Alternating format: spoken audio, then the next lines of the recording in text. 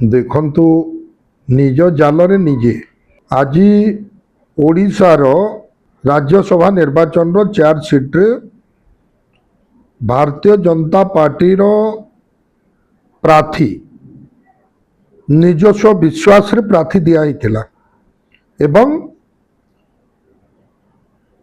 ଜଣେ ସ୍ୱାଧୀନ ପ୍ରାର୍ଥୀକୁ ସମର୍ଥନ କରାଯାଇଥିଲା କି ଯେଉଁଭଳି ଓଡ଼ିଶାର ଚିତ୍ର ଅଛି, ଯେଉଁଭଳି ଓଡ଼ିଶାର ହଲଚଲ ଅଛି, ସେଇ ବିଶ୍ୱାସ ନେଇକରି ସ୍ୱାଧୀନ ପ୍ରାର୍ଥୀ ଭାବେ ଆମେ ଦିଲ୍ଲୀପ ରାୟଙ୍କୁ ସମର୍ଥନ କରିଥିଲେ। ଆଜି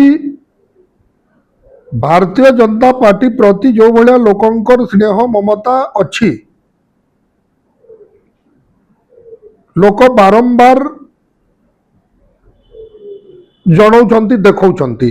ଯେମିତି ଗୋଟେ 2000 ଆମର ନୂଆପଡ଼ା ବାଇ ଇଲେକ୍ସନ ଯେଉଁଭଳି ଦେଖାଗଲା, ସେଠୁ ଜାଣିଯିବା କଥା ଆଉ ବିରୋଧୀ ଦ୍ୱିତୀୟ ପ୍ରାର୍ଥୀ ନ ଦେବା କଥା। ଯେଉଁମାନେ ବିଧାୟକ ବନ୍ଧୁମାନେ କଂଗ୍ରେସ କିମ୍ବା ବିଜୁ ଜନତା ଦଳର ସ୍ୱାଧୀନ ପ୍ରାର୍ଥୀକୁ ଭୋଟ ଦେଲେ, ସେ ବିଧାୟକ ମାନଙ୍କୁ ଲକ୍ଷ ଲକ୍ଷ ଲୋକ ପସନ୍ଦ କରିକି ବିଧାନସଭାକୁ ପଠାଇଛନ୍ତି। ଆଉ ସେହିଭଳି ବ୍ୟକ୍ତିତ୍ୱ ମାନଙ୍କର ଭାବନା କୋଉ ଭଳି ହେବା କଥା, କୋଉ ବିଚାରଧାରାର ଲୋକ ହେଇଥିବେ, ସେମାନେ ସେଇ ବିଚାର କଲେ। ତାଙ୍କର ଦେଇଥିବା ପ୍ରାର୍ଥୀକୁ ସେମାନେ ଅବମାନନା କରିନାହିଁ।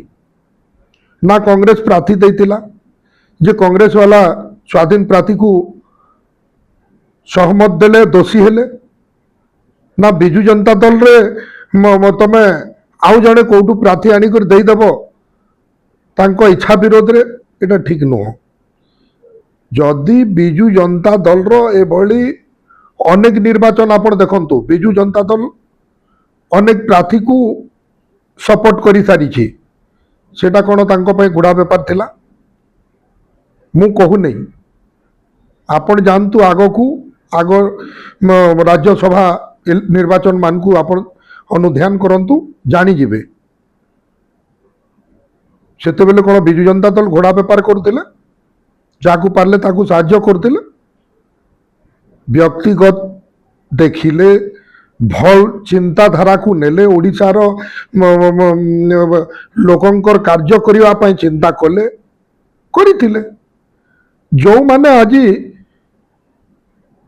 ଗୋଟେ ସ୍ୱାଧୀନ ପ୍ରାର୍ଥୀକୁ, ଭଲ ମଣିଷକୁ, ଭଲ ବ୍ୟକ୍ତିକୁ ଭୋଟ ଦେଲେ আর ଓଡ଼ିଶାର ଭଲ ବିକାଶ ପାଇଁ ଚିନ୍ତା କଲେ, ସେ ବ୍ୟକ୍ତିତ୍ୱ ମାନେ କେବେ ଭୁଲ କରିନି। ଆଉ ସେଇଭଳି ବ୍ୟକ୍ତିତ୍ୱ ମାନଙ୍କୁ ମାନେ ସସ୍ପେଣ୍ଡ କରିବା କି ନିଲମ୍ବନ କରିବା ଆଗରୁ ସେମାନେ ନିଜେ ଲିଖିଦେବା କଥା। ସେଇଭଳିଆ ମାନେ ବିଶ୍ୱାସଘାତକ ପାର୍ଟିରେ ରହିବା ନେଇ କଥା, ସେମାନେ ନିଜେ ଲିଖିଦେବା କଥା। ଦେଖ, ହାରେ ବେପାରୀ ଲଦେ ଗେରୁ ଆମର ଓଡ଼ିଆ ଭାଷାରେ କହେସନ୍। ଆଉ ବଢ଼ାର ହିସ୍ସେ ଭାଲୁ ବି ଧାନ ଖାଉଛେ। ସରକାର ଦଳ ପ୍ରତି ଲୋକଙ୍କର ପସନ୍ଦ ଅଛି, ଲୋକ ସରକାରକୁ ଭୋଟ ଦେବେ। ସରକାର ଯେଉଁଭଳି ଭଲ କାର୍ଯ୍ୟ କରୁଛନ୍ତି, ଲୋକଙ୍କର ସରକାର, ଆଜି ବି ବିଜୁ ଜନତା ଦଳର ସମସ୍ତ ବିଧାୟକଙ୍କର ପସନ୍ଦ ଅଛି। ଭାରତୀୟ ଜନତା ପାର୍ଟିକୁ ଯଦି ଦିଲ୍ଲୀପ ରାୟ ପାଇଁ 30 ସିଟ୍ର ବି ଆବଶ୍ୟକତା ଥିଲା, 30 ସିଟ୍ ବି ଆସିକରି ଭୋଟ ଦେବାରେ ରାଜି ଥିଲେ। ସ୍ୱାଧୀନ ପ୍ରାର୍ଥୀକୁ ଯେତେ ଦରକାର ଥିଲା, ସେତେ ଲୋକକୁ ଯୋଗାଯୋଗ କଲେ, ସେତେ ଲୋକ ପସନ୍ଦ କଲେ, ଭୋଟ ଦେଲେ।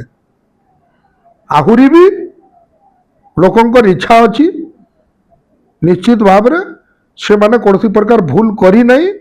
ଯେଉଁମାନେ ଭୁଲ କରିଛନ୍ତି, ଯେଉଁମାନେ ତାଙ୍କର ଜୀବନରେ କେବେ ମିଶୁନାହାନ୍ତି, ବ୍ଲଡ ଆଉ କ୍ଷୀର କେବେ ଗୁଟେ ହେବାଟା ଆମେ ଦେଖିନଥିଲୁ, ଆଉ ହେବେ କେମିତି, ଅସମ୍ଭବ। ସେଥିପାଇଁ ତାଙ୍କର କାର୍ଯ୍ୟ ସଫଳ ହେଲାନି। ବେଫଲ ହିଁ ହେଲା।